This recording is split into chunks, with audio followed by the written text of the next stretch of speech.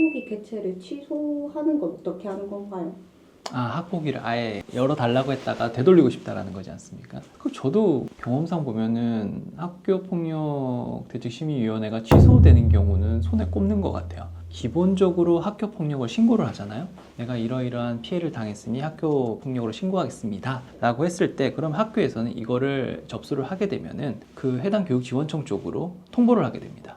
그럼 이후부터는 개인적 문제에서 이제 어떻게 보면은 정식 절차가 진행이 돼 버리는 거죠. 그래서 원칙적으로 취소가 불가능합니다. 내가 다시 되돌릴 수가 없다라는 거거든요. 이런 경우에 그럼 무조건 학폭위로 가야 되냐?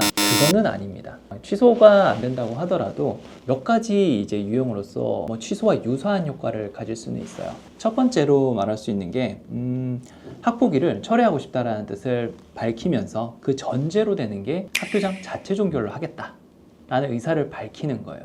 그러면은 이제 모든 사건에서 학폭위가 이제 학교장 자체 종결로 될 수 있느냐? 그건 아니죠. 학교장 자체 종결로 되기 위해서는 몇 가지 요건들이 필요합니다. 2주 이상의 진단서가 들어가면 안 된다든지, 재산상 피해가 있다라면 그게 회복이 되어야 한다든지, 또는 학교 폭력이 뭔가에 대한 보복의 대상으로 이루어진 것들, 그런 것들이면 안 된다라든지, 이런 몇 가지 조항들이 있는데 여기에 해당이 된다면은 학교장 자체 종결로 하겠다라고 한 다음에 철회를 할 수 있는 가능성이 생기는 거죠. 그 다음에 또 하나가 볼 수 있는 게, 학교 폭력으로 신고를 했는데 내가 오해를 했다라고 주장을 하는 경우가 있어요. 앞에 거는 학교 폭력이 맞기는 한데 그냥 내가 철회를 하겠다라는 것이라면, 두 번째는 내가 오해했다, 학교 폭력이 아니다, 또는 그 친구가 학교 폭력을 한 게 아닌데 오해해서 신고를 했다라는 것들이 있을 수 있어요.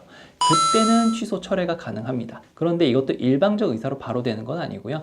학교 자체에서 조사를 해본 결과 이거 진짜 그쪽 오해한 것 같다 라고 한다면은 취소 철회를 할 수 있는 가능성이 생깁니다. 변호사님, 네. 피해 학생이 학폭위 개최를 취소하면 같은 일로 다시 학폭 신고하기는 어렵나요? 앞에서 아까 제가 말씀을 드렸죠. 학교 폭력을 취소한다는 건 뭘 전제로 한다고 했죠? 학교장 자체 종결을 전제로 한다고 했잖아요. 따라서 학교장 자체 종결로 마무리된 사안과 동일하게 보면 되는데, 학교장 자체 종결이 됐을 때는 기본적으로 같은 내용으로 다시 신고를 할 수는 없습니다. 요거는 기본적으로 알아두시면 되는데, 그런데 학교장 자체 종결을 하면서 그런 경우가 있죠. 내가 어떤 피해를 입었어, 치료비가 필요하다든지, 그렇게 해서 저쪽에서 그런 치료비를 다 대겠다, 얼마든지 치료받고 하시라라고 해서 학교장 자체 종결을 했는데 시간이 지나니 말이 달라지는 경우들이 있어요.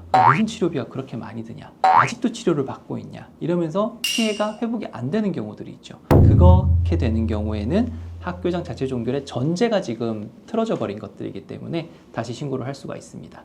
또 학교장 자체 종결을 하면서 그때 당시에 확정된 사실과 다른 내용들이 추가로 있다, 그런 경우 역시 다시 학교폭력 신고를 할 수 있게 됩니다. 변호사님, 피해자 측에서 네. 취소하려면 네네. 서류 작성을 해야 하나요?